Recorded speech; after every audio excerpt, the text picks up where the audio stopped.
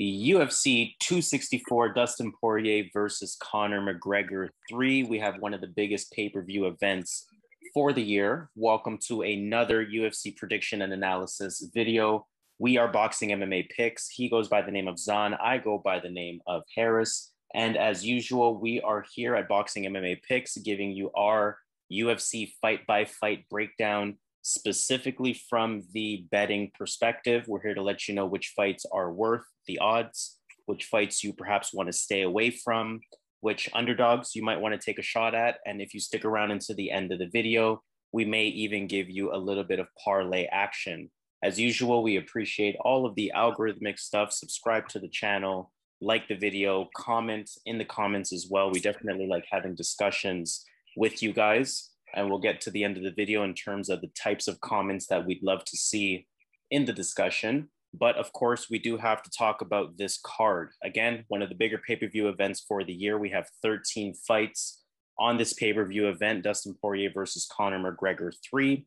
In our usual fashion, we're going to start with our prelims. And we have a pretty busy prelim going on with 8 of those 13 fights happening on the prelims. So we're going to get right to work with fight number 1. We have Yaozong taking on Alen Amedovski.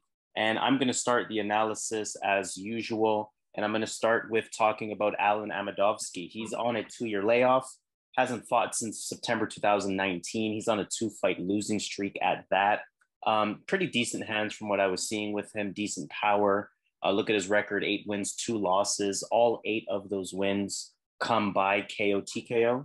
So definitely have to respect his power. His style of stand-up is mostly hands. So don't really expect too many kicks out of him. He likes to fight from the center of the octagon. Bit of a hesitant striker in some ways. I mean, you see a significant strikes land per minute. Obviously a very small sample size in the UFC, but nonetheless, that small sample still shows you a little something there. A bit hesitant of a striker. He'll stall you out a bit, but his hands aren't really the most active. He does cut the ring off pretty decently, though, so he does put himself in position to be a threat. Doesn't really have the best takedown defense. Doesn't really have any sort of change of pace either in his style. So it's going to be interesting to see, what he looks like, again, coming off of that near 2-year layoff. If I'm looking at Yaozong, on the other hand, it's actually been almost 3 years since his last fight. He's also on a 2-fight losing streak. Just 5 professional fights to his name, 3 wins, 2 losses. It's not going to impress you at all. Hasn't really faced anyone with experience yet. So again, I mean, what's going to happen in this one to some degree, we don't know. Of course, we note that he is the bigger fighter. This is a middleweight fight. He previously fought at 205. So he more than likely should be the bigger fighter. We see the height advantage that he has as well, 6'3", taking on 5'10".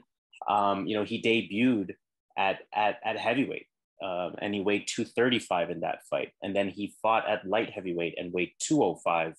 And now, again, this fight is happening at 185. So it's going to be interesting to see what he looks like at those various different weights coming into the fight. Pretty dynamic striking on the feet from what I see from him. He mixes it up pretty well with the hands and the feet. Definitely has some pop in his hands as well. Good calf kick. I've seen some spin kicks out of him as well.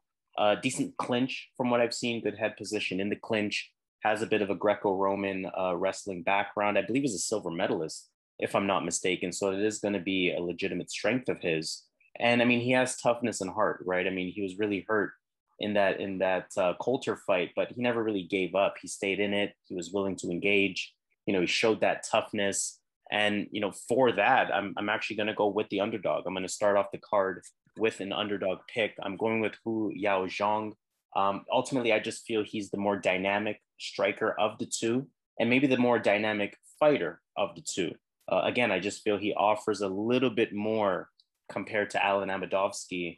And I feel like his wrestling background will really work in this fight, especially with the poor takedown defense that Alen Amedovski has. And again, that size could play a factor fighting at heavier weights in the UFC in the past. So I'm starting it off with an underdog, Yaozong, plus 120. He's going to be my pick. Yeah, that's fair. That's fair. When you look at both of these fighters, the first thing that sticks out is both of these guys haven't won a fight in the UFC. So you can't trust either side. Whether if you're looking at Alen Amedovski, you're looking at a guy that should be quicker. He should have power. He should be able to put out Hugh if he lands, right? So, but if you're on the Hugh side, you're looking at his competition, right? So Hugh hasn't really fought. I'm sorry, if you're on the Amedovski side, you're looking at Hugh's competition. He beat a fighter that was 2-3. He beat a fighter that was 0-0. He beat a fighter that was 0-1. And then he fought Cyril Askar, his UFC debut, lost, 8-3 fighter. Then he lost to Rashad Coulter. And Rashad Coulter's not that good, right? So this is a tough fight because, again, as I indicated, both of these guys have never won a fight. And when you look in the UFC, when you look at Alen Amedovski, he's not the smartest fighter in there. He's just swinging at some points in these fights. And when he was fighting John Phillips, the guy that his only path to win the fight in that fight was to get into like a street fight. And Amedovski gave him the fight he wanted. You know, so how I look at this fight, I see, again, I won't bet this fight just because I feel the level's really low. Again, these are both guys that haven't won in the UFC, likely the loser is out of the UFC. But when I look at these two fighters here, I just believe that Yaozong Hugh, that the size, I think that's going to be a factor in this fight. And I think for Amedovski to win, he's going to have to catch him in the first couple minutes. He does have that ability, so he definitely could put Hugh away because he was kind of stiff. He's a stiff fighter to me. He's not that fluid. But one thing about Hugh is he doesn't give up. He can get hit and he keeps going. And he's going to be the bigger guy in this fight. You can hold him against the cage. Again, I think he has Greco-Roman wrestling. So I'm sure he's going to want to pull that trick out of his bag against a guy that can't stop a takedown. I'm not sold on Amedovski. I'm not sold on Hugh. I think they're both low level, but I think Hugh is the better fighter. So I'm going to go with Hugh in this spot. I just believe that the size and the fact that he can take a shot, and we know that Amedovski's chinny. So Hugh definitely has more ways to win the fight. He can win by decision. He can utilize his wrestling. He can even knock this guy out. But I think Amedovski has that one path, right? So I'm going to go with Hugh here in a fight that I'm not confident in because they're both low level, non-winners in the UFC. But I think Hugh has a couple more paths to win this match than Amedovski. Looks like we're thinking the same, but definitely some important additional commentary there. So let's move on to fight number 2. We have Zhalgas Zhumagulov taking on Jerome Rivera. I'm going to start with this analysis as well, and I'm going to start with Zhalgas Zhumagulov. We know that he's coming off of a loss. That was actually on the Poirier versus McGregor 2 card. He's actually on a 2-fight losing streak at this point. So he is at risk of going 0-3 in the UFC at this point. We see, at least based on the odds, that the UFC has given him a very favorable matchup. When we look at him, decent stand-up, boxing, kickboxing, jumps into his jabs. I actually like that. It works pretty effectively. We know he can grapple and wrestle. Definitely give him that takedown credit as well.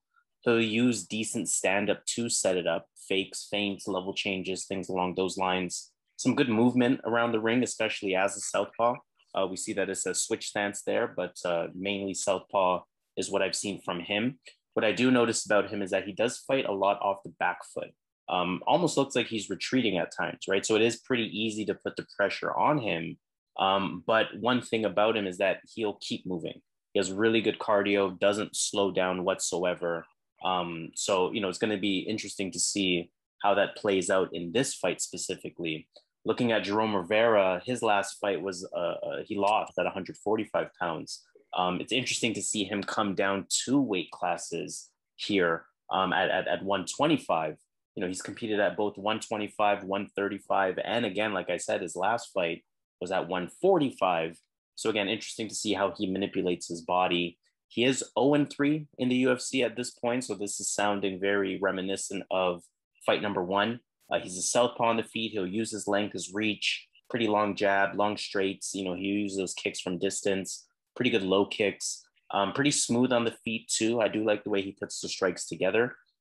Prone to being controlled against the cage though, not physically the strongest fighter. And even though he is coming down in weight, again, even, I don't really expect size and strength to necessarily be an advantage here. I don't really think physically he has that in him. And he is prone to being taken down, right? It does look like he has some good defensive grappling, a good grappler in general, but he can be taken down. He has shown some takedown ability in his fights as well, but definitely much more of the grappler variety rather than depending on any sort of wrestling here. What's interesting is that although I do expect Zhalgas Zhumagulov to pull this one out here, I don't really like the odds at all. Minus 360. He's one of the biggest favorites on the card. And I don't think going 0-2 in the UFC warrants that, regardless of what opponent you're given. Zhumagulov, of course, we think he's supposed to win based on the odds at least. I do expect him to use pressure on the feet, despite the height discrepancy. We see he's giving up 6 inches in height, giving up almost as much in reach as well. But again, like I said, Jerome Rivera can be taken down. And I do expect Zhumagulov to use takedowns in this fight. And because of those takedowns, I expect him to win more rounds than he loses. And I expect him to get the job done here. But again, I'm going to be really careful on those odds. I'm not betting this at all. Minus 360, I feel is way too much for Zhumagulov. But nonetheless, he's going to be my pick. Yeah, I don't blame you when you say that the odds don't reflect the matchup here, because whenever you have a fighter, and we're looking at this matchup where Jerome Rivera has a 6-inch height advantage and a 6-inch reach advantage. So right off the bat, and you know that Zhumagulov likes to strike. And I actually disagree. I think that his cardio is not the greatest, whereas the fight goes on, like in that Albazi fight. I don't think his cardio holds up, right? But in this matchup, though, we're looking at Jerome Rivera, where he's been knocked out how many times? Twice in the UFC. And I think he was dropped in that Figueiredo fight as well. So we're looking at a guy that's he's definitely chinny, because you don't really get knocked out in those lower weight classes, right? Like this, right? And he's a young guy. So again, he could pull this out. He can come out looking like a different fighter. But from what I saw from Zhumagulov, he fought Ralian Paiva, and that's a 5'8" fighter. He's taller, 4-inch taller fighter. But he kept the pressure, in my opinion, won the fight. I think he got robbed. And I think this is going to be a similar type of fight where Zhumagulov does not have to grapple much. So his cardio is not going to wear out. And I just think he's the better fighter. But yeah, with these odds, it's crazy because he's 6 inches shorter. That alone could cause you to lose a decision, right? So we've seen that happen many times, right? So, but I'm going to go with the better fighter, regardless of the stats with the height and the reach. I just think that Zhumagulov here, he's shown us more in the UFC. And I think Rivera is going to get his walking papers. Yeah, I can definitely see that happening. If he goes 0-4 at that point in the UFC, his time might be up. So let's move on to fight number 3. We have Omari Akhmedov taking on Brad Tavares. Why don't you break this fight down first? All right. This is a tough fight because, Omari Akhmedov is coming out of Russia, Dagestan. He has that really good first round. He has a bit of cardio issues, though, as the fight goes on. But in this fight, he has a big wrestling advantage. And he's the type of guy that he'll just lay on top. He'll lay on top, get his cardio back, but he can hold you down for the whole round with one takedown. And you saw in his last fight, he actually got a submission. I think that was his first submission in the UFC. So he's shown that before he used to just lay and pray and pretty much dominate the fight with his grappling. But then he got a submission against Tom Breeze. So he's definitely looking like he's a different fighter. In that matchup, he looked really well. In this fight, though, it's going to be a different fight because Brad Tavares has really good takedown defense. I think even if Akhmedov gets him down in the first round, I think as a second, third round, takedowns are going to be hard to come by. And the cardio is not there for Akhmedov. So I think that the striking is Brad Tavares' advantage.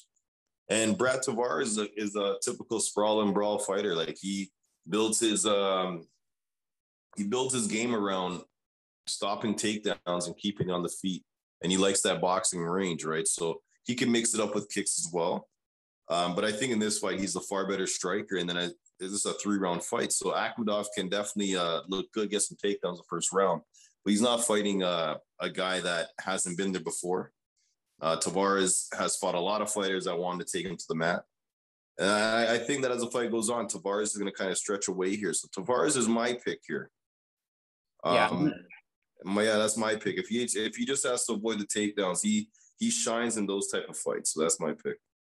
I'm going to agree with the Brad Tavares pick. And I think, again, I mean, you mentioned everything pretty perfectly there. If you watch Brad Tavares' fight versus Antonio Carlos Jr., of course, different wrestler than Omari Akhmedov. We know Omari Akhmedov has a lot of takedown ability compared to Carlos Jr., but Brad Tavares showed me a lot of balance in that fight. You know, you really couldn't take him down. And if we just look at his track record here, you know, 3, 5, 6, 7, over 10 UFC fights. And when we look at his takedown defense, he's sitting at almost 80% takedown defense. So I think his takedown defense, his balance, his ability to stuff takedowns, to your point, sprawl and brawl, definitely a legitimate path for him, and something that he has legitimately shown in each of his fights. To your point, I think he definitely has a stand-up advantage. I think, to be fair, there are a lot of reasons to like the underdog, Omari Akhmedov, in this fight. And I think all of those reasons will be attributed to round one. But as this fight goes on, I think Tavares will eventually have his way. I think he'll get the job done. I think the takedown defense will start to show itself even halfway through the first, if not at the very least starting from the second. And again, I think Tavares has that more effective stand-up, has that constant pace for 15 minutes, and he's definitely going to use that to his advantage as this fight goes on. I may even get, you know, really tricky on this one and wait for a live betting opportunity for Brad Tavares after round one. But if I'm just going to pick a winner, I'm also going to go with Brad Tavares. He's going to be my pick. So let's move on to fight number 4. We have Jennifer Maia. This is the final fight of the early prelims. Jennifer Maia taking on Jessica Ai. I'm going to start with analyzing Jennifer Maia. I mean, decent boxing technique, good hands, good power too. Very comfortable on the feet. Stylistically, she is introduced as a Muay Thai kickboxer, so that alone will sort of tell you her ability on the feet. She's physically strong as well, really good clinch game. We actually saw moments versus Valentina Shevchenko. She had Valentina pinned against the cage for moments of that fight throughout the fight. You know, good active usage of knees in the clinch too. She really tries to make those clinch situations count. And a good ground game, right? A decent control on top. She's active enough in her ground and pound where the referee won't really, you know, look to stand them up. Pretty active on her back. Should she be on her back, she'll look to set up submission attempts, you know, triangle chokes, arm bars, things like that. Don't necessarily think she has the best takedown defense. We saw what Joanne Calderwood was able to do. She was able to take her down. Of all people, we saw Shevchenko able to take her down a number of times as well in that fight. And I mean, her cardio to some degree holds up. I mean, she does slow down a little bit, but she still looks to put that pressure on, still looks to kind of commit to her style. And I'm not too mad at her cardio whatsoever. I do trust it in a lot of ways. If I'm looking at Jessica Ai, on the other hand, I mean, pretty basic UFC stand-up. She does like to fight from the center of the octagon. She has a decent jab, a boxing base in her stance, usually looks in control, but the boxing is somewhat basic because outside of the jab and outside of her boxing stance, she does lose a lot from a technique perspective once she tries to really chain those punches together. Turns much more into a brawler rather than a technical boxer. You won't see a lot of kicks coming from her, but we know she has that X factor, right? That toughness. She'll keep going. She has faced the highest level of competition that the division has to offer. If we're talking about her ground game, she has a pretty solid guard. She doesn't really take much damage if she is taken down. Decent clinch. I know she's been working with Jake Shields. Otherwise, these are two fighters where to some degree I do expect it to stay on the feet, despite both of them having somewhat of a ground game as well. And I'll keep my pick relatively short. I'm going with Maia. I'm choosing Jennifer Maia on this one. I feel like her talent level is a bit higher at this stage in their career. I feel she offers a little bit more. I feel like she has better technique in the stand-up. I feel she has the more complete ground game of the two fighters. And that toughness X factor that Jessica Ai has, I feel like Jennifer Maia actually matches that. She has that sort of X factor toughness in her own right. So I think that's going to be, you know, a nil effect for Jessica Ai in terms of that X factor that she has. And again, ultimately, I feel like Jennifer Maia is the better fighter. So she's going to be my pick on this one. Okay, so I'm going to say first off, female fighter, I would not put any money on this fight. A lot of times you do the work and it makes sense, and it just doesn't happen fight night. Anything can happen in female fights. The fighter that's not better could win, and it happens every week. So we got to be careful when we look at this matchup, because when you look at Jennifer Maia, you would say she is the better. She's the better grappler, and that's where Jessica Ai actually can get schooled. I think in her was versus Calvillo, I believe. I'm going off memory, but that's where you can get Jessica Ai is in the grappling. And Maia has a big advantage there, where Maia has barely went for a takedown in the UFC. She might have went for 1 or 2 takedowns max in the UFC in all those fights she's had. If you really watch her fight, she doesn't go for takedowns. She got 1 takedown against Shevchenko, which was a mistake on Shevchenko's end, but still counts as a takedown. But then she had another takedown. I can't remember the fighter. Could have been Chukagian. I can't remember off the top of my head. But the point is, she doesn't utilize that big advantage, that big black belt that she has. She has high level jiu-jitsu. So it's a tough fight, because in the terms of the striking, I don't even know who's better. And in my opinion, could win a striking match, could win a split decision, unless Maia utilizes that grappling. I'm going to echo your pick, though. For the channel, I'm going to take Maia. But as far as betting, I want no part of this. I'm banking on Maia utilizing what she does utilize a lot in fights, though, is a clinch against the cage. She's very strong, holding the fighter up against the cage. And if your back's against the cage, you're losing the fight at that point. So she's able to utilize that dominant position. Judges like to see that. So I like to see that. So I hope she does that this week or get some takedowns. But again, she can still hang in the striking, and we're not sure where Jessica Ai is at this point. I know she opened up. I was reading she set up an OnlyFans, so you never know. Like she might be focused elsewhere, but Jennifer Maia is definitely my pick in this spot here. Yeah, and here at Boxing MMA Picks, we do have a few betting bewares. Women's fights is one of those betting bewares. Heavyweight fights is another one. Low-level fights is another one. And to your point, this fits into one of those bewares. So even though Jennifer Maia at -200, not the worst odds, I'm actually not mad at those odds at all. But to your point, women's fight beware, probably don't want to put any coin on this unless you're really feeling Maia in this position. Let's move on to fight number 5. We have Trevin Giles taking on Dricus du Plessis. And I'm going to start with this one as well. So looking at du Plessis, I mean, he last fought October 2020. He won his UFC debut. That was versus Marcus Perez. Of his 15 wins, you look at his record, 15-2. 6 of them are via KO. 9 of them are via submission. So he finishes fights when he wins them. In the stand-up, he throws a lot of calf kicks, throws a lot of low kicks, a lot of straight punches, 3 and 4 punch combinations. With straight punches, which could be a very effective tactic in MMA, using jabs and straights. Definitely have to respect his power. Again, I mean, 6 wins via KO is very respectable. And he KO'd Perez in his debut, right? He is susceptible to fighters who put the pressure on him. And he does fight a lot off of that back foot, which could sometimes be a problem for him because it doesn't necessarily look the best in the judge's eyes. If I'm looking at Trevin Giles, on the other hand, 14-2, he's coming off of a pretty good win versus Roman Dolidze. That was only 4 months ago. Gave Roman Dolidze his first loss, and I do remember picking Dolidze in that fight. We know Trevin Giles to have decent wrestling, decent clinch work against the cage. He can be taken down, but in general, he does have pretty good takedown defense and balance.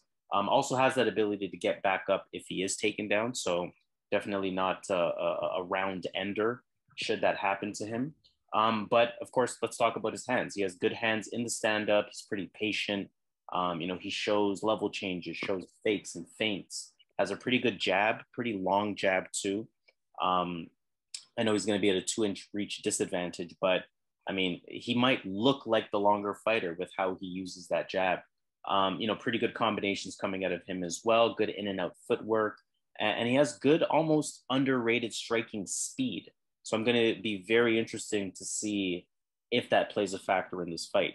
He does control the center of the octagon. He does cut the ring off pretty decently. And again, if you look back at that Roman Dolidze fight, he showed his ability to fight from the outside as well. So again, just showing that diversity in the stand-up, good distance control, and he stays, just out of his opponent's range if you're referring to that Roman Dolidze fight. This is a very interesting fight. This is a very close fight. I mean, the odds indicate it is a pick'em. You can't really say any one guy has any glaring advantage over the other. So to some degree, this is going to be a bit of a gut pick, right? I do think Trevin Giles is a bit more of the dynamic of the two on the feet. And I think Trevin Giles proved that ground game work by not allowing Roman Dolidze, of all people, to be successful in grappling exchanges. Plus, we know Giles can wrestle, right? So he's going to be my pick. I think he offers a little bit more. And I think, that X factor of that win streak that he's on, 2-fight win streak, if I'm not mistaken, I think he's going to keep that momentum going. And I think he's going to get the job done here in what should be a very tough fight. Yeah. This is a tough fight. I'm gonna be quick, man. I like Giles in this spot. And the reason being is what I saw from Dricus du Plessis in his UFC debut.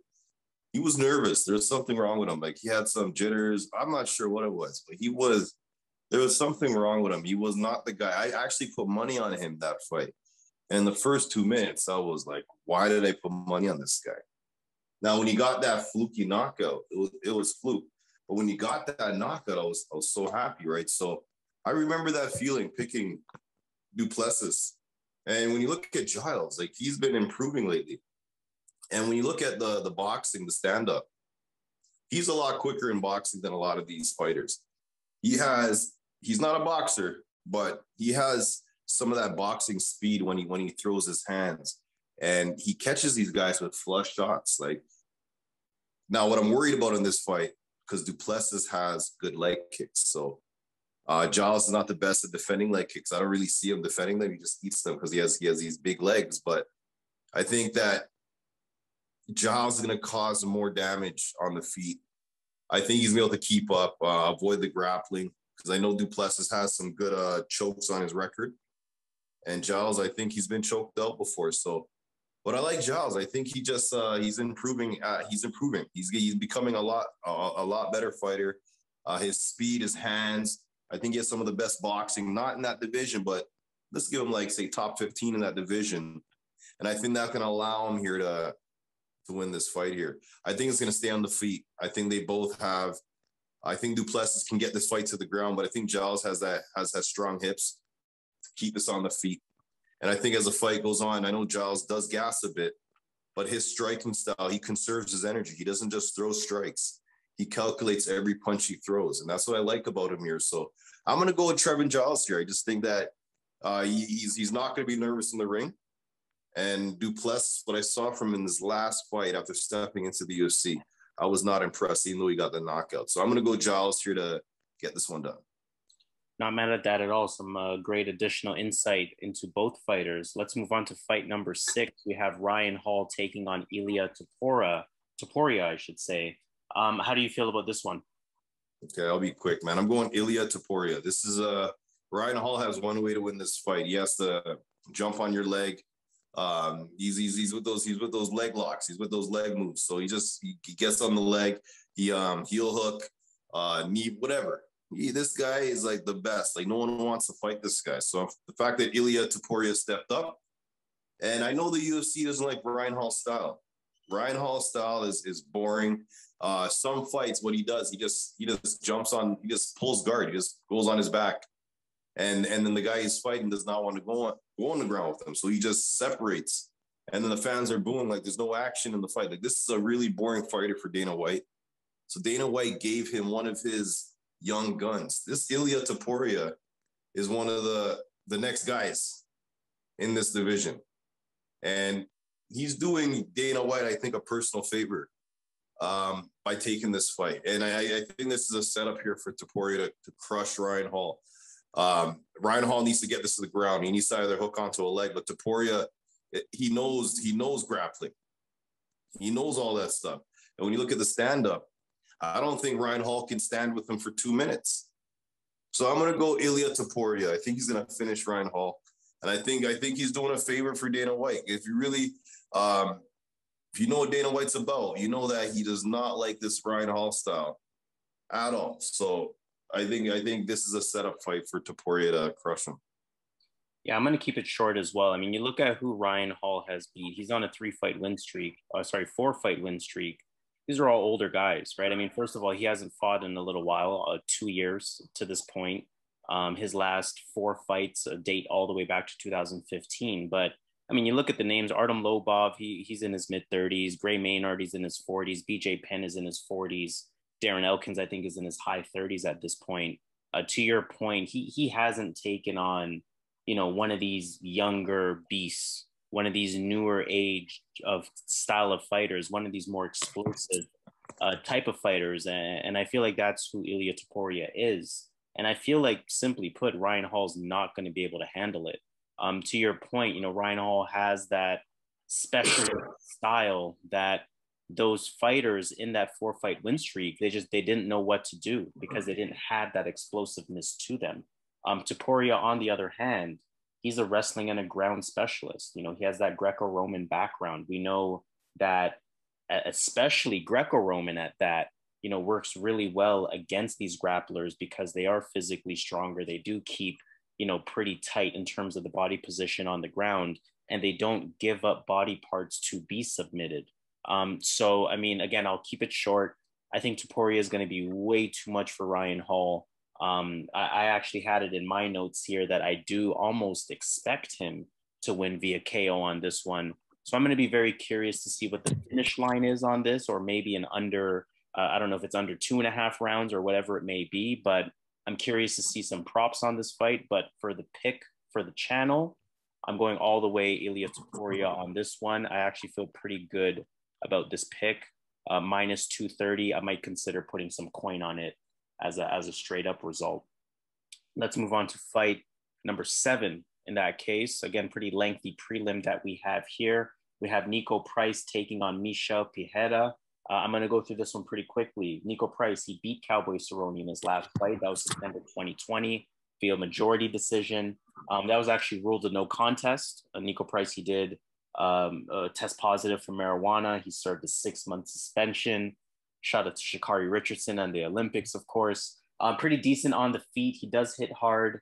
He has solid boxing. He'll march you down. He definitely is willing to engage. Good use of a jab. I've seen him throw hooks to the body. I've seen him elbow repeatedly in clinch situations. Mixes it up on the feet, knees in the clinch, high kicks, front kicks. You can definitely tell he's working on the completeness of his stand-up game. Decent takedown defense as well. 72% takedown defense in 12 UFC fights. Pretty large sample size to legitimize that defensive percentage there.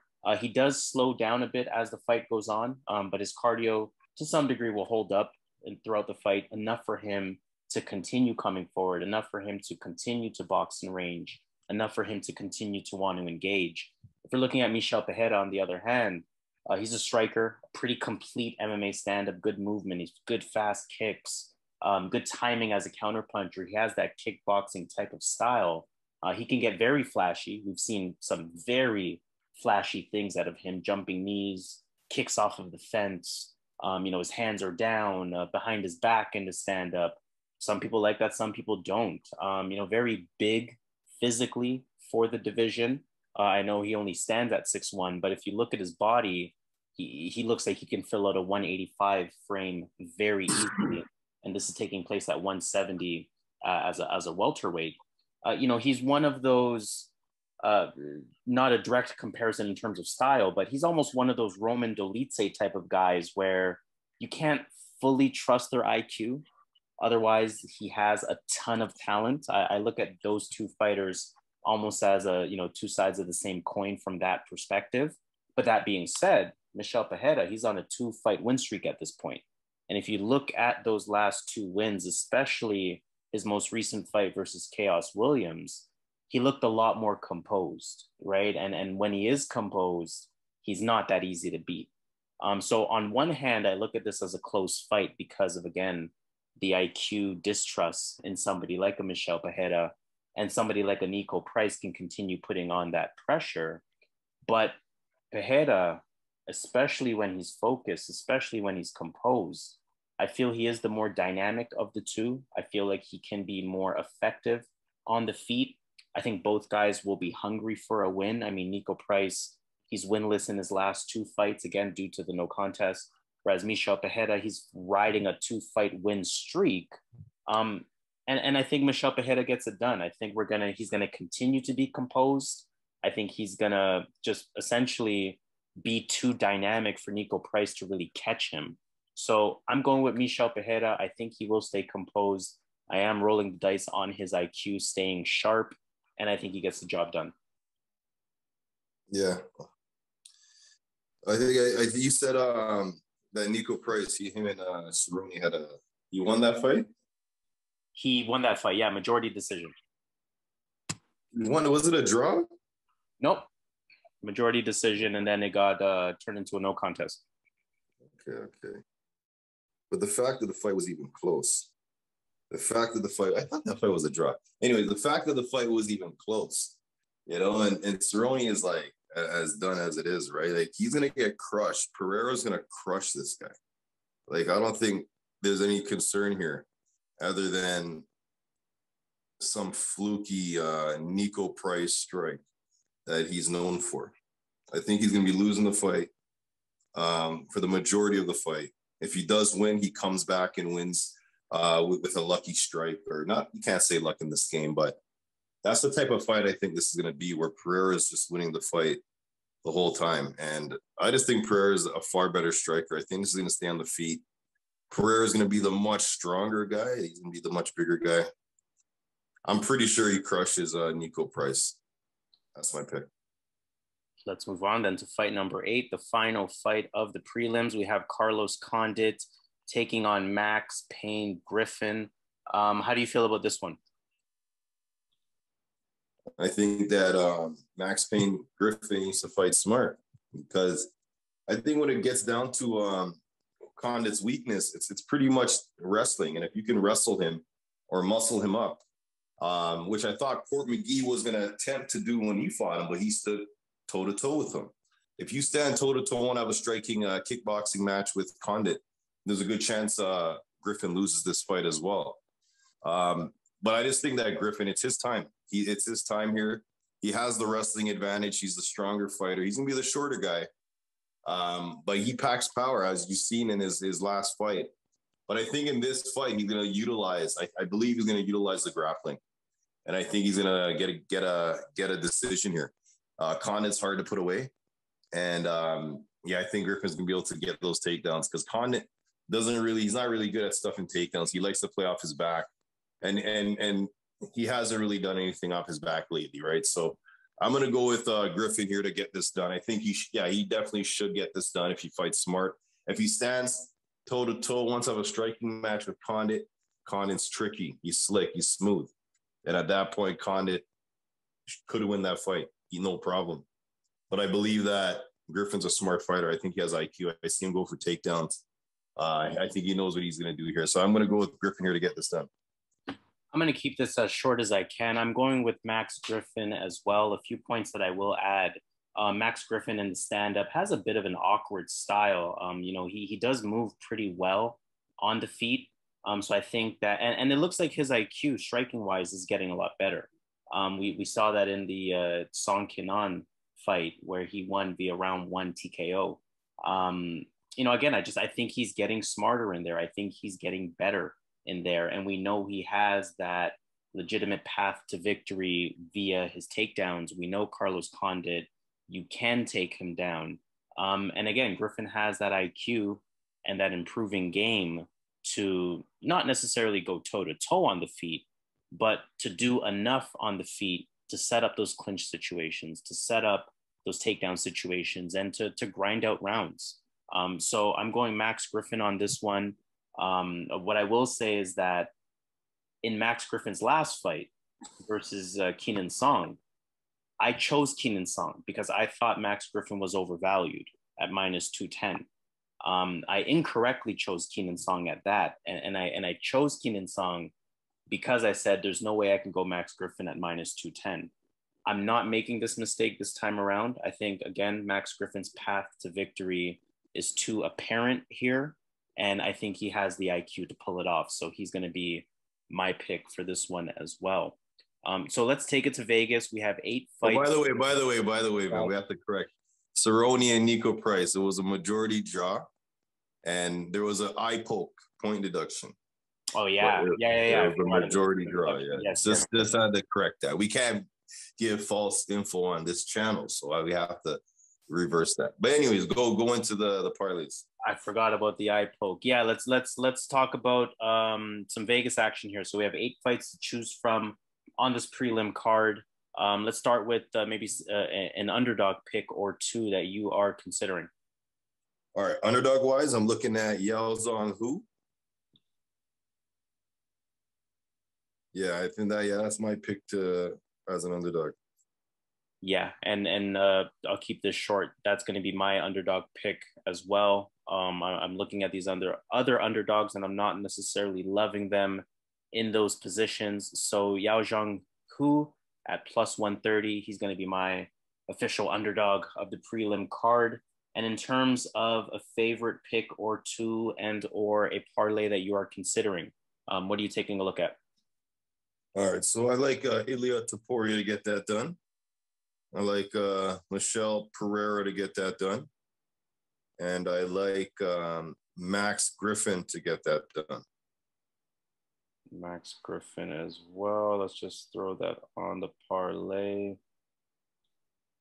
Three fights there, plus 246. So some decent value as a prelim parlay. $100 will return $346. And for our bigger bettors, $250 will return $866.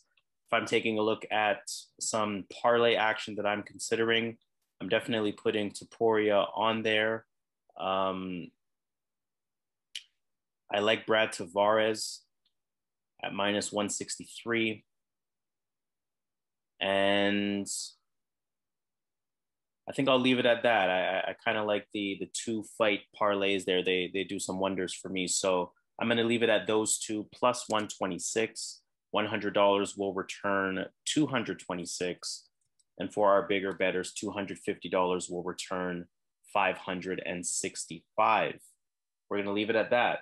As usual, again, all of that algorithmic stuff we would definitely appreciate. Subscribe to the @BoxingMMApicks channel. Like this video, press the thumbs up. Share the video with anyone that you know that needs additional UFC breakdown, additional UFC fight-by-fight analysis, and participate in the comments. We definitely like having you guys in the comments, letting us know which picks you are considering, letting us know how you feel about our picks, and again, just having really good commentary there with the objective of making us all money. So on that note, we are going to sign off. This has been the prelim card prediction for UFC 264, Dustin Poirier versus Conor McGregor 3. He goes by the name of Zan. I go by the name of Harris. We are Boxing MMA Picks. Let's get this money. Let's do it.